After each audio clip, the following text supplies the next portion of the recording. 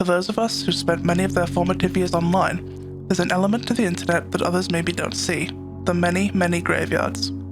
If you step away from the current, rather homogenized social media platforms and into the zones of mostly dead links and broken pages, you might find evidence of places where people once lived, left now as ghost towns. Forums, blogs, and of course, games.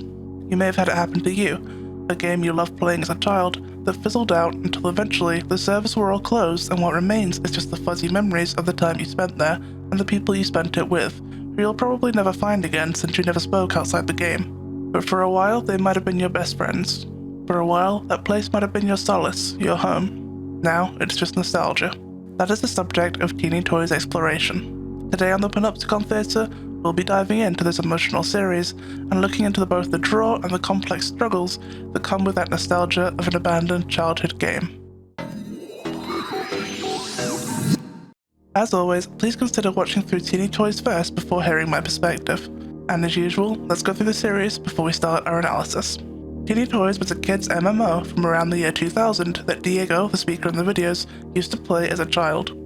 Apparently, the servers have been reopened for some reason, and he wants to re-explore the world and see if there's anything new. It sounds like the servers were randomly closed one day, but Diego is able to log back into his old account. His old character is a little robot called Tiny Robo Bob, but he decides to make a new one, which he makes an orange robot called Noisy Beep Boop. He spawns in a brightly coloured room with some interesting images on the wall in front of a teddy bear, Carl, who explains that the game is mostly built on minigames and credits represented by little bolts, and the main goal is to hang out with friends and have fun. He enters a large green living room area. In episode 2, he begins to explore the room. There's some large colourful doors he can't go through yet, but he does note that he's completely alone. He assumes he's still in a tutorial state for now though. He plays a matching minigame, and a Simon Says style minigame, and gets some credits. In episode 3, he comes back to us with a lot more credits that he's earned off screen, which he thought would let him advance, but so far no luck. He did notice in the previous videos a door he hadn't noticed while recording though, on top of some drawers. He's found that the mouse holes are warp spots, so he can get up there. He enters the door and finds a plush rabbit that lets him access a shop. One of the items is a pink key, which is too expensive for him right now. The items don't really say what they're for. There appear to be 4 others aside from the key available. He does buy this pot of honey. He also shows us a book in the corner, which has settings, a photo album and a friend list, both which are empty, and his backpack with items in it. The honey pot is apparently a mega increase. There's also a server list, which is empty aside from the one he's on, Sweet Home. There's also a very empty world map and calendar. In episode 4, he starts with showing us a little story that was apparently on his screen when he logged in. As he points out, the text is strangely in Italian, whereas the rest of the game is in English. Diego himself does appear to have a slight, probably Italian accent by the way. He provides a translation for the story in the description. Once upon a time, there was a very young lion. He was a peaceful and tranquil creature. He spent most of his time playing. One morning, the little lion woke up and realized that he felt different from usual. He couldn't really understand what it could be. Nothing special happened in the previous days. The little lion's parents instantly realized the condition of their loved son and tried to help him in every way they could. Despite all their efforts, the tiny lion kept feeling worse and worse, so they asked the sage of the village for help. "Great sage, we beg of you, help us," said the parents while crying.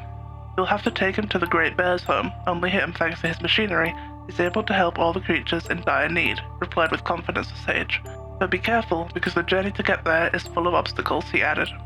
So they decided to embark on the journey, because it was the only chance they had to save him. After several days of travel, they managed to reach the house of the great bear.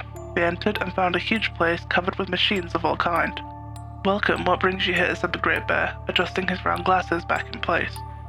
"We came from far away seeking help. Our little one is in serious condition," they replied. "Let me take a look at him," said the bear with a worried look.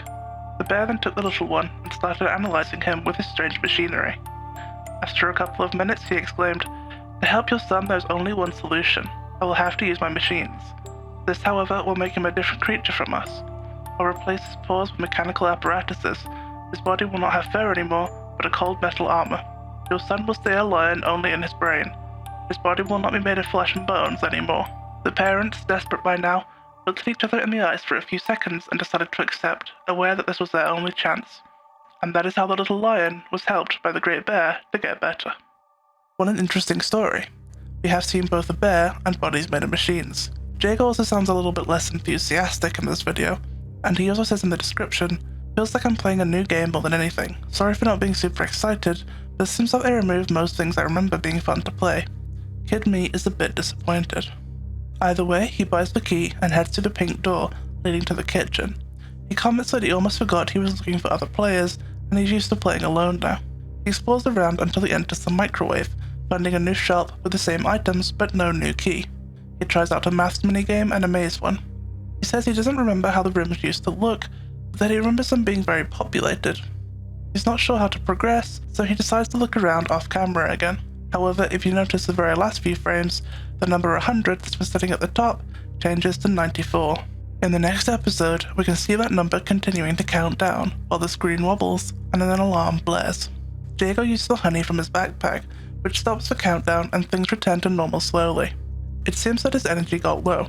It also looks like something has fallen on the floor, revealing a yellow key with a description, "The past is the key to the future." Some things have fallen back in the living room too, but he has an idea of what to do in the next video apparently.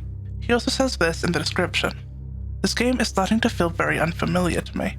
I already had very few clear memories of this, and it seems like the more I play, the more confused I get. It feels like a distant feeling, a familiar one, but one that keeps getting away from me the more I try to grasp it. In episode 6, things start to get interesting. First of all, he's bought one of each of the items just in case, but then as he's fiddling with the music, we suddenly see a figure move. Another bot has appeared, a blue one missing an arm. It has a fairly similar build to his old account, but in blue and of course missing a few parts. He greets it and it talks back. He asks where everyone is and what happened to them, and it responds with, "Remember how many of us used to live here? Does this feel real to you? It was bound to happen. The power we had, the influence we had on this place, it's gone now." It then says, "But it is not your fault." As Diego begins to reply, it's it, almost as if it was preemptively responding. It continues, "We don't belong here anymore. But you have to do it, you have to open it. We can't change that, sadly. You'll know when. Do you still remember that urban legend? Everyone was talking about it back then." Diego says he does. He then almost begs the bot to play with him. The bot says, "This is familiar, right? Being lost, not knowing what to do, you're used to it by now." It tells him he has to do this alone, and that it doesn't have much time. It also says to pay attention to the numbers. Diego goes to type, "I'm scared," but doesn't finish or send it.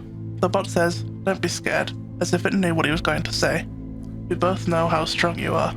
It tells him to check under the kitchen table, then runs off. Diego says don't go, but it continues through a purple door that Diego can't pass. Diego seems quiet and put off. He goes back to the kitchen, and the door load screen is a pair of blue scissors. Under the table, he finds a red key and the same blue scissors. The item description of the key says, "Some things are meant to happen, no matter what." And the scissors say, "Are you still scared of this color?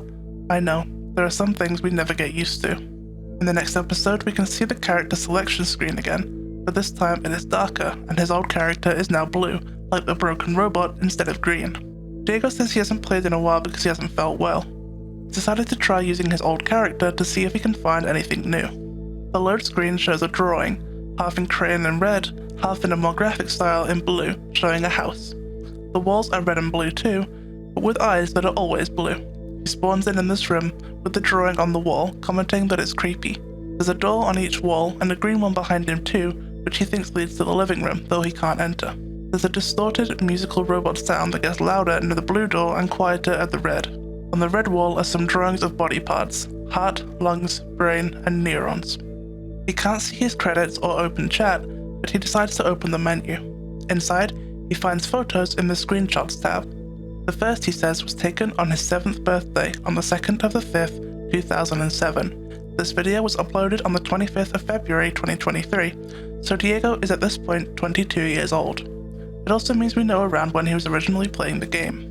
The titles are in Italian too, confirming he's probably Italian. The photos show him interacting with other bots in locations we've never seen and he doesn't remember well.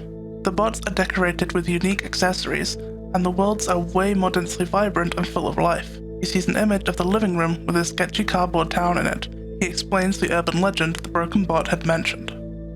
As I said, I kinda remember the urban legend, and I think this door was the center of the urban legend, because here, see, distance, I think I was trying to see if this thing was long enough to, go up there, but I don't know how you would tip it.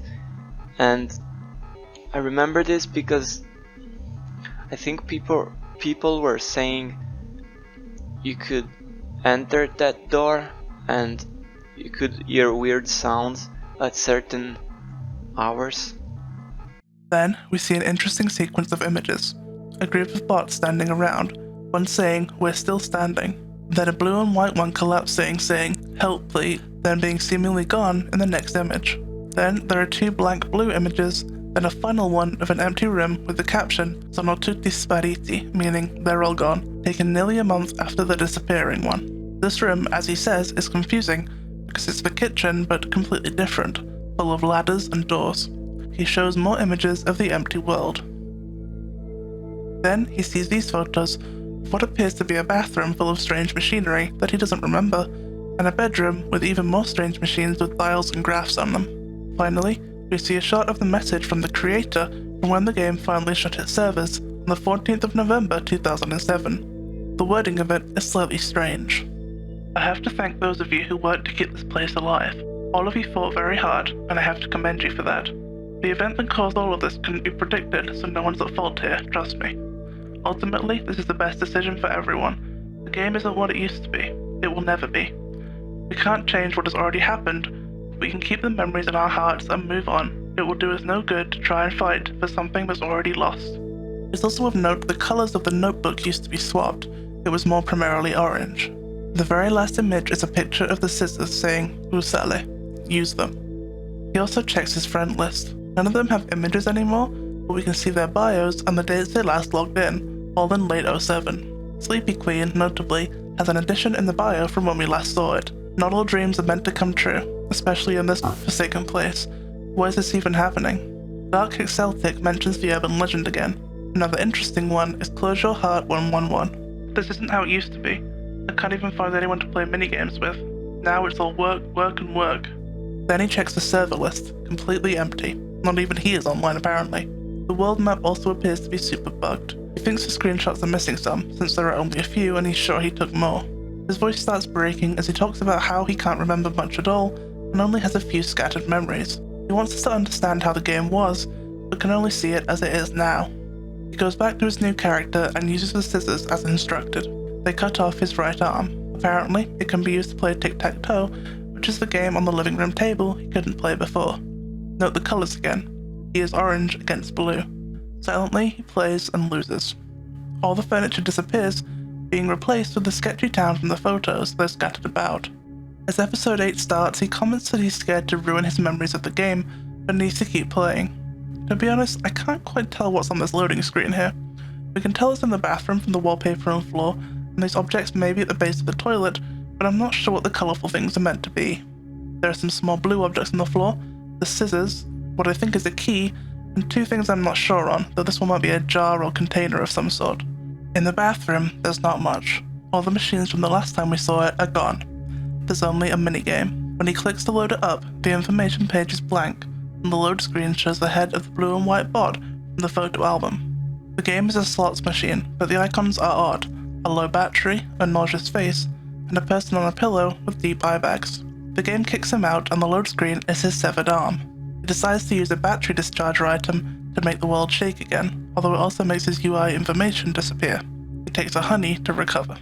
The living room has been shaken up again. He comments that he feels sad about destroying the world to advance, but now he's able to access the blue door in the temple. Inside, we see this. It appears to be connected to this veiny structure that flows throughout the building, like a heart or nucleus. Diego makes his way down the tower and we can see it almost looks like a tree. On the wall, we can see the words enharmonic, cage, reawoken, web. There's also maybe an I or 1 at the start, though personally I think it just looks like a drip or smear. Enharmonic means 2 notes that sound the same, but are notated differently. I think the others are understandable enough. There's also strange marks coming off the C and B letters in enharmonic and web. The bottom floor has some sections almost like a lab, with tools and wiring on tables. There are also some clips on the wall that look like they could hold the bot characters. Underneath the tree is a strange blue pile. He goes into what kind of looks like a furnace. Inside he finds a blue book. Upon interacting, he's placed in what appears to be a long, tight corridor with bot heads lining both walls staring at him. At the end, he goes up a ramp with a car printed on it, and we see this, a little story in Italian that seems to be written in a child's hand. The translation I've provided here comes from Mix Maximum in the comments section, so thank you to them. The Village in the Cloud. Once upon a time, there was a village where everyone was happy and everyone had an important task to do.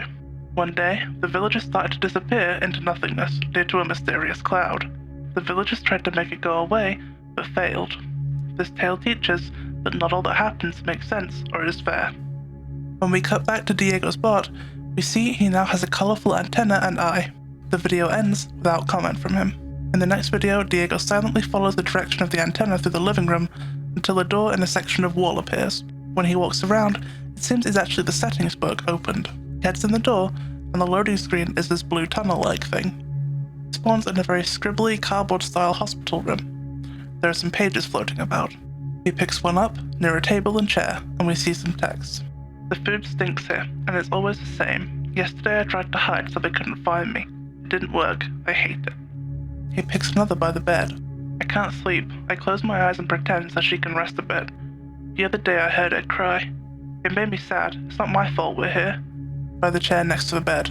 This chair's very uncomfortable. She sleeps here. At least she tries to. I think she's trying to be strong for me. He moves into the second room, which appears to be an arts and crafts room. I like it here. I can try to forget where I really am. I miss him. I know, sweetie. It's all my fault. There are some drawings on the wall. Some are very similar to the style of the bio boxes we saw previously. The names on these ones we can see are Rebecca, Luigi, Giulia, and Paolo. When he walks up to a wall, he seems to be ported to a dark space with a slowly lightening door, either growing or that he is approaching. Two things flash in the dark, a figure of some kind that I can't quite work out but appears to be a man, and the teddy bear Carl. As the light grows, it suddenly seems to fall on him and he appears in a corridor, or rather there seems to be a load screen. He appears back in the roof of the living room. We can see a few faded elements of the original teeny town. A purple key is on the floor. He picks it up. Finally, for now, we have episode 10, which is a very long one at 40 minutes. First of all, let's look at the lower half of the description, as the top half is a translation for later.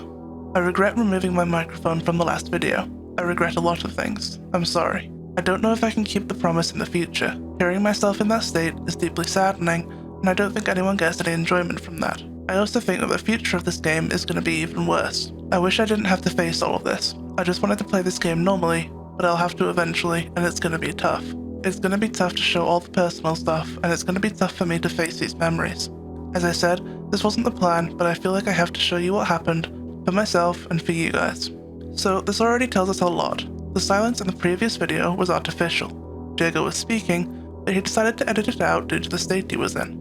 It also seems that he recognizes these things in the game as personal memories to him, which we could understand they were, but till this point we're unsure if he remembered them himself. He's struggling with this all, but says he has to face what happened. Before we start this video, I want to make sure you've noticed one thing in particular. We'll cover it in more depth in the analysis, but it's important to recognize at this point that the colors of things are important, specifically the colors blue and orange. Blue, we know, is something that Diego is afraid of, but also seems to connect to things relating to his past. Orange seems to represent more of a positive state, or his future or current state, and he does say it's his favorite color. Anyway, to the video. Diego sounds particularly miserable. He points out the faded trees from the old game. Before he uses the key, he wants to confirm something, so he heads to the kitchen and follows his radar again. It leads him to what appears to be a bot head on its back, going off the antenna at the top. He enters the door in it, and we see this loading screen. A woman lying down on a blue background, with a bot hand holding a knife above her. He then appears in a new space, now in first person with locked movement. He's in a room with 4 exits, and heads down the first one, a yellowy green one. He arrives in an office of some sort with floating child's drawings and notes about. He sits in a chair. The figure opposite is represented by glasses and a spinning bow tie. It appears to be a counselor or doctor of some kind. I'm leaning towards doctor, as he seems a bit unsure of how to properly deal with a child like this. Diego is given prompts to respond, but they're all silent. Diego apparently has a new situation he has to deal with. To help him open up, the doctor talks about a tank that blows open portals to new worlds, and in this dimension, there are lots of robots to help with the situation. Diego seems to consider mentioning teeny toys, but stays silent.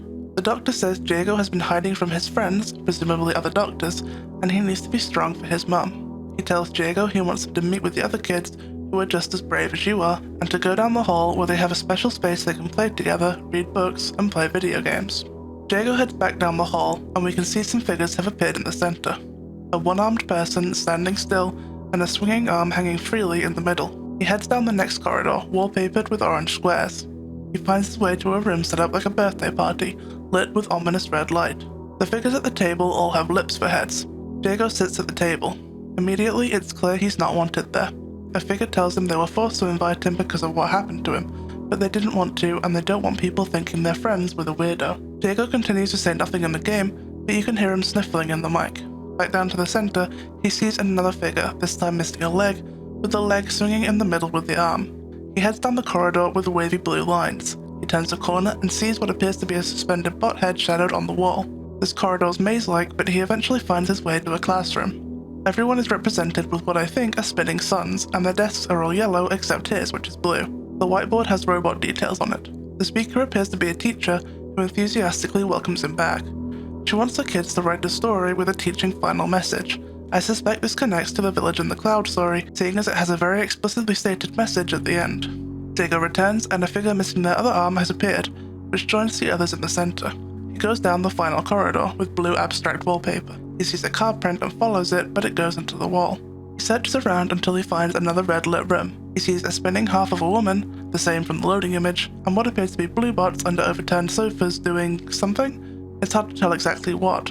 There's also a yellow one that appears to be floating or something. He approaches the woman and she says that the family is cursed, how could this happen to us? She also shouts a curse which is in blue text, clearly something that particularly startled Diego.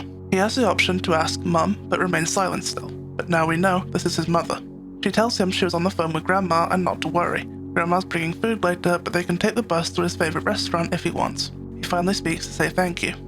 He finds his way to the center again, and now there's a big glowing ball in the middle surrounded by the limbs. It's sort of similar to the heartbeat thing in the temple. There's another figure, this one missing the other leg. He walks into the glowing ball and falls from the roof of the kitchen, in which we can see the faded elements of the old game, the ladders and doors. There's also what appears to be 3 picture frames on the shelf, 2 red adults and an orange child. There's an odd cut and we go back to the bathroom. He follows the radar and finds a door on a wall with Halloween-themed patterning. When he opens it, we see this loading screen, which he's translated in the description. Dear Diary, today I'm a bit sad because I saw Mum crying on the phone with Grandma. When I ask why she does this, she never wants to reply and changes the subject. I think she hates me, and because of this, I'm sad. All of this isn't my fault. I miss my friends. I wish I could play with them again, but sadly I can't anymore. Rebecca in particular, because she's one of my 2 best friends. I hope she's well, and I hope to see her again. Rebecca was one of the people in the art room drawings, if you recall. This little entry clearly references the conversation we just saw happen in the maze area. He enters a very Halloween-themed living room, and goes into a small bedroom with a race car bed, and importantly, a teddy bear, Carl. There are some trophies in a cabinet, all labelled First Place 2007, appearing to be a race car, bowling, and something to do with a ladder. There's a pink postbox and a computer with a Polaroid camera and film next to it. He interacts with the computer and we see a spinning house graphic. Diego can be heard breathing out nervously on the audio. You see the computer screen. There's a little ghost thing following the cursor, and the background appears initially a bit abstract, but seems to be again 3 people outside. There are various icons, several with the word robo or robot in them. He clicks on wardrobe and we see this image, a long-haired person wrapped in blue lines hanging from them. Room tool gives him some errors. He opens the mail and reads in backwards order. The first is, why? Why the f did you do this to us? I'm stuck here to suffer because of your decisions. Just forget this game, give up. You're making this worse and you know it, you orange robot. The orange abomination is not going to solve anything. Can you at least understand this simple concept? Let this go. Stop. Stop, please. From Close Your Heart 111. Meeting. Hello, I know you're not feeling well, so I decided to send you a mail. I'm a bit sad about the current state of the game. I play this game a lot, but it's not like how it used to be, and it's becoming kinda hard to keep the house functional, at least for me. So I thought it would be cool to have a meetup with the others to show that we don't give up. I asked them to dress up that music video I told you about the other day so we could have a fun time. I hope this will show everyone that people still care about this game. We'll meet next Wednesday at the usual time. Close Your Heart 111. Let's pause to look at this one. Close Your Heart 111 was a friend in the game. I think I know exactly when this meeting happened. During the sequence of screenshots from episode 7 where the blue and white bot disconnected. The 3rd of October 2007 was indeed a Wednesday, and the central red bot is dressed very similarly to a particular music video, I'm Still Standing by Elton John, which is also the phrase they're saying. It's likely Close Your Heart 111 is the red bot, their bio page was also red. There's a mail from Groovy McMoody about saving Teeny Toys, then a copy-paste style message from Supermarco198 saying you're a good friend. We then see other chatting messages to Diego from before the shutdown began. They're all really sweet, and it seems people turned to Diego for friendship and advice. No wonder he was so attached to the game when we saw how he was treated and thought of in real life. He goes through some more icons, though it's mostly errors, until he gets to wallpapers. He tries them out. There are some basic ones, an image of a car sideways on a dark road, a bloodshot eye with some robot parts over it, and finally, this one with text. Diego, I'm sorry, you'll have to use the scissors again. I understand this isn't what you want to hear, but I can't find another way. I wish I did, because you'll soon see all the horrible things I've done to you and the others. I'm not proud of my actions, but to me they were the only solution. A solution to a problem that I created because I couldn't let this game go. I tried to fix everything, but it didn't work, so now everyone is suffering because of me, especially you. It's all my fault, I take all responsibility. All I can say is that I'm sorry. It's fine if you don't forgive me. I'm waiting for you. Diego checks the settings, but there's only a quit button. One last time, he opens the first message from V Sant Angels on the list, stares for a moment, and quickly exits out.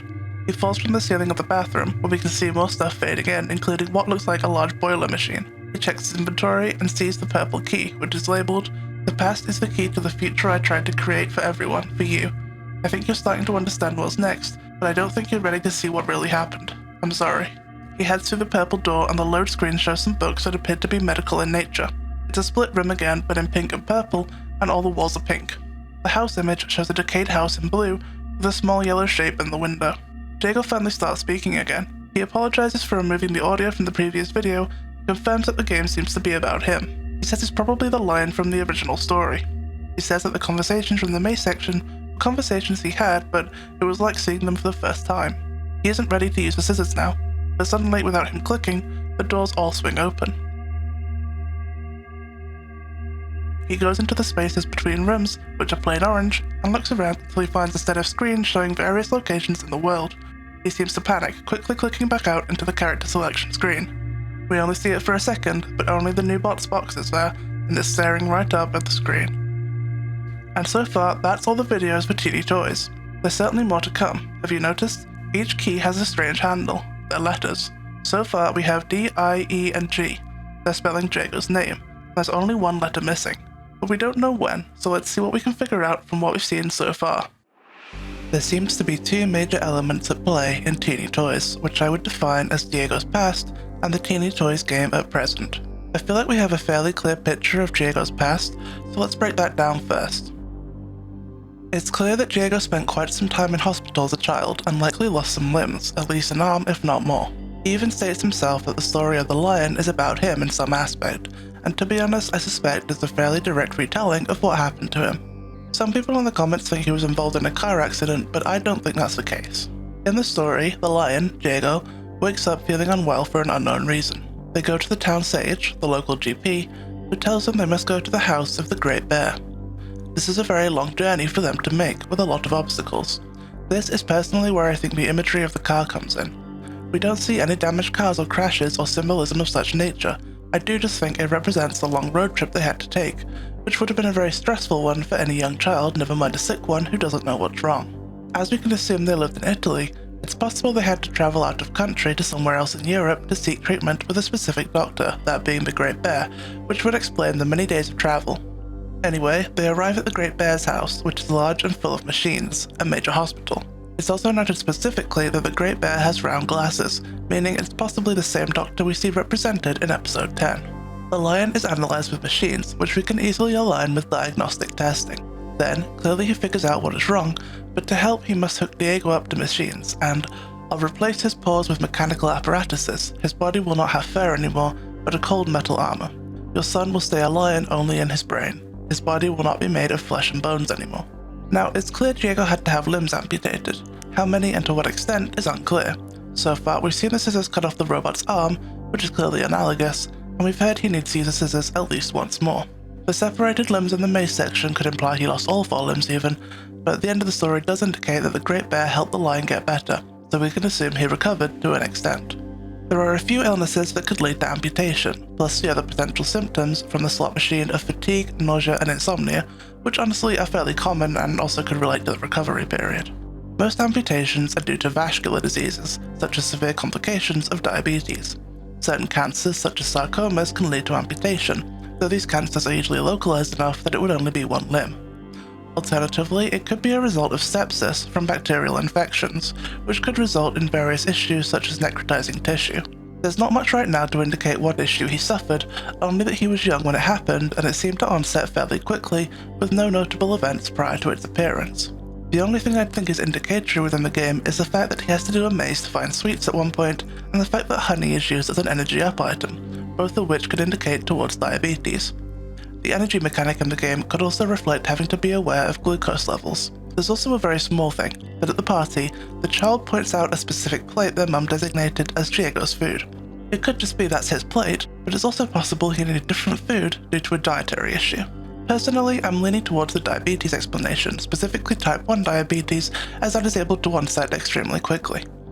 Diabetes also means there's potential that you'd always be hooked onto a machine, an insulin pump, which ties in with the robot stuff. Diabetes can also cause some cognitive problems if left unchecked, which could cause memory issues, though in general I think Diego forgetting a lot of teeny toys is simply due to his age. He was not very old at the time of playing, of course.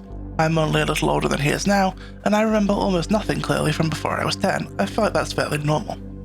The only potential issues I have with this explanation is that diabetes typically causes issues with the feet, not the hands, though it's not out of the question, and also that this would be a very severe case that caused multiple amputations. Perhaps that's why he had to go to a specialist doctor, who knows. A lot of people in the comments suggest he may have died, or his treatment may have been given up on at some point, mainly pointing to the odd shutdown message and tying in generally to the game shutting down. I personally don't particularly like that interpretation, mainly because I don't particularly like the dead kids uploaded into games somehow stories, because I think it's a bit cliche, so I'm hoping it's not that, and also the fact we do see him after he leaves the hospital, at which point he goes back to school and such. It's not impossible he continued with his normal life while actively dying, but I think it's less likely than just that the major problems were resolved and he went on with his life, chronically ill, but not in immediate danger. Whilst Diego was at the hospital, he made some friends there, in particular Rebecca, who he mentions in his diary entry on the load screen. Likely the reason he isn't able to see her anymore is because once he'd recovered enough and went home, she either stayed in hospital or went home too and was too far to visit, going on my theory that the hospital was a distant one. It's possible Rebecca might be V Sant Angels considering the pink and white colour scheme and the fact that he calls her one of his best friends, which V also calls him in one of the messages. It's possible Rebecca herself is dead, which would also explain why he can't see her anymore. Either way, that's the summation as far as I can tell of Diego's illness. Then it seems he stayed for a while at the hospital, likely while recovering. His mother stayed there with him, sleeping next to his bed, but what happened to his father is less clear. We hear Diego say he misses a him whilst in the art room, which I would assume is his father. We know a father was in his life, going by the portraits we see in the kitchen and the PC wallpaper. But in all the scenes we see in the maze area, there's no father around, just his mother. From the Lion story, it's likely they travelled together, but at some point whilst Diego was recovering, he left. Either he simply went back home while Diego's mother stayed, or my interpretation is that he separated from Diego's mother whilst Diego was recovering. The conversation we hear Diego's mother having in the maze possibly suggests that multiple bad things happened to the family at once, which could include Diego's father dipping. Also, the fact that we see her appearing as half a figure could symbolize Diego viewing his parents as a unit that has now been divided in half. The idea of fault is very frequently brought up in the videos.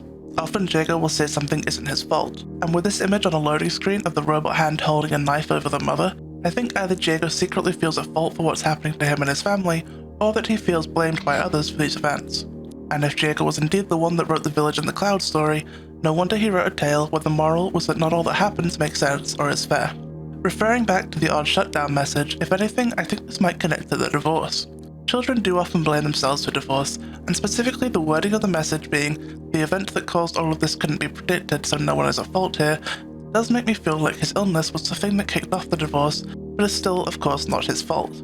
This message, if you read it with that in mind, also kind of feels like his mother explaining the fact that his parents are separating to him. The creator being called, well, the creator, is a title that could be applied to his mother considering she created him. Maybe I'm reading too far into it, but I definitely feel like if you look at it with that reading, it really makes sense. We also directly see symbolism a few times of a house split down the middle, and the shutdown message refers to Teeny Toys as this house. The split house could be during the actual divorce or separation, perhaps literally referencing their assets being split, but also Diego seeing two split households.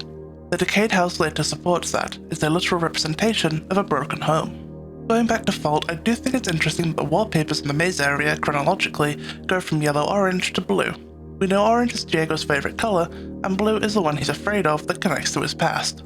This seems a deliberate choice, perhaps symbolising that Diego wasn't too worried at the start of all these events after he left the hospital, but the more people seemed angry or annoyed around him, the more distressed he became. I also wonder if the car disappearing in the maze is meant to represent his father. Speaking of blue, let's look into the colour. Most notable, a code blue is a hospital emergency code. Codes vary by region. In Italy, Codice Azzurro is a deferrable emergency. They're stable but require complex visits and diagnostic tests. Of course, if you had to travel out of Italy, it may be different, but either way, it's a fairly common colour to appear in hospital codes. There's also, generally, a very common colour that appears in hospitals. Hospital gowns, sheets, curtains, staff scrubs, and some medical instruments are almost always blue, and in my rather extensive experience, they also usually have blue-coloured infrastructure like handrails, siding, etc. If not blue, then green, but often blue with red used only usually for important signage. It's meant to be a calming, tranquil colour, but if it's associated with one of the most terrible, life-changing events you've experienced, especially at a very young age, it would be no wonder if you grew to be afraid of it. While we're on the topic of hospitals, a lot of people have tagged this scene of him walking up to a car image while the bot heads stare at him as indicative of this car crash idea. I personally think it's actually him leaving the hospital. It's fairly common in pediatric hospitals or wards when a long-stay patient leaves, the staff and other patients will see them out by standing on either side of the corridor, clapping or cheering them out.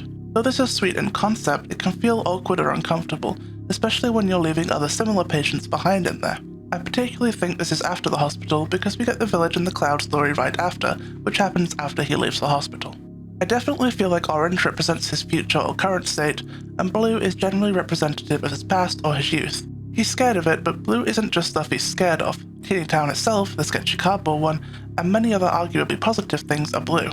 It's not that everything he's scared of is blue, I think it's more that he happens to be scared of a lot of things of his past. Diego's new bot being orange with blue accessories feels fairly representative of him being different now but still having to carry parts of his past with him. Now onto the stuff I feel like we have a way less solid understanding of. What's going on with Teeny Toys? Diego was playing Teeny Toys when he was up to 7 years old. The messages only date back to May 2007, but we can suspect he was playing before then too, considering he already had some friends in there. He was playing whilst at the hospital, as he has the opportunity to mention it to the doctor, so it wasn't shut down until after his hospital stay, I think. Up to the shutdown, as far as I can tell based on what we've seen, it was a pretty normal game of its type, and honestly, most of what we see the shutdown seems fairly standard as far as they go.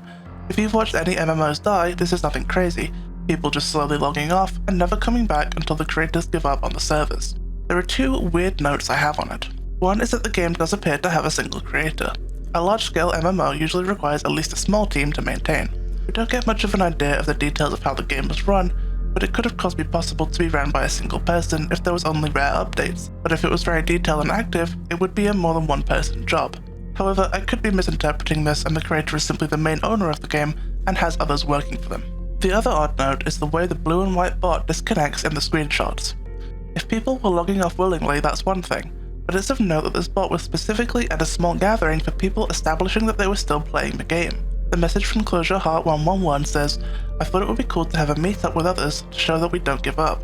Presumably, this bot was there for the same reason, so it's possible they didn't quit the game intentionally. And usually when people disconnect from games, they just pop out of existence, they don't collapse on the ground and ask for help. That in particular does make me think the shutdown itself is strange in some way, but we can't really tell much by it. But the more identifiable strangeness is the servers coming back online. My first big piece of curiosity is how Diego discovered the servers were back up. Surely he wasn't checking them all the time. And considering that literally nobody else is online throughout the entire series, I doubt they sent out an email telling people. It seems to have a fairly large player base, so the fact that nobody else would have got that email and logged back on as far as we can tell would be somewhat odd. I think the servers going back up were specifically targeted to Diego, but I'm not yet sure how that reached him. The one figure we do see is the blue bot, who I think is also the one speaking to Diego through the PC wallpaper and possibly in the item descriptions too. Now, I'm pretty sure we all agree that the bot isn't a standard player, but what are they? It's fairly obvious that the new game is directed at Diego. I have two thoughts on who the bot is. One is that the bot is Diego himself from the past in some form. If you've visited the theatre before, you'll know I'm not typically a fan of these type of explanations, but in this case I think it's reasonable. The blue bot heavily resembles his original character, aside from that his character was originally sea green, though the bot appears as blue in all subsequent visits to the character selection screen. The enharmonic in the words on the wall also maybe could metaphorically indicate two characters who are the same but different. It also seems to have some sort of guilty complex about having done something to everyone, who are now suffering. I assume the other players of the game, though it's not clear, particularly Jago. I wonder if Jago in the past did something that he can't remember that resulted in players being somehow forced off the servers, and from the sounds of it, possibly something worse. It's really unclear at this point though. My other thought is that the blue bot is the creator. Again, they seem to have done something bad that made people suffer, and it was specifically because they couldn't let the game go, though I think this is less likely as from the shutdown message it sounds like they were fairly resigned to shutting it down. To be honest, I'm not certain on either option. At the moment we don't have too much info, so let's go through the unsolved mysteries we'll maybe need to keep in mind. First of all, there's the words on the wall. Enharmonic, cage, reawoken, web, with the weird marks on the CB letters. I'm wondering if there's something to do with music or audio, considering the enharmonic word and the fact that C and B are notes, though I didn't particularly notice any obvious musical themes in the videos. As I mentioned earlier, it could also be a metaphorical indication of two things that are the same, but different somehow. Cage suggests something trapped, reawoken feels fairly obvious, though I'm not sure specifically to what it refers, the game itself perhaps, and web, well I'm not sure, but I wonder if it has something to do with the wires going throughout the house. Webs can also be indicative of something trapped or caught in a web. There's the mystery figure seen in the dark space alongside Carl the bear, who to be honest I'm not sure what to make of. Could it be Jago's father, the creator, Jago himself, or one of the other players? As of the moment, it's a mystery. Speaking of the creator, anything about them is also a mystery. There's also the strange heartbeat-like device in the temple connected to all those wires, and these in-between spaces in the house with a security system like TV area. So, if you can make anything of those, let me know in the comments. I'd love to hear your thoughts as always. I think for the moment we have a fairly clear picture of Jago's history, but as of yet, no clear idea on what's going on with the game. It feels like it's been set up well though, and I may be wrong, but I don't think there's much more of the series left, unless there's a whole new section of detail to be revealed. So hopefully soon we'll be able to find out what's really going on. Clearly a lot of effort has gone into Teeny Toys, and the visual aesthetic is certainly a perfect representation of those types of games. I'm really interested to see where it develops and what we still don't know about Diego and the game. Let's keep an eye on Teeny Toys, and hopefully soon we'll return to the theatre with more answers. Thanks for watching today's Panopticon Theatre performance. What do you think? Did I miss anything? What do you want me to talk about next? Make sure to sub and join the audience if you want to see more.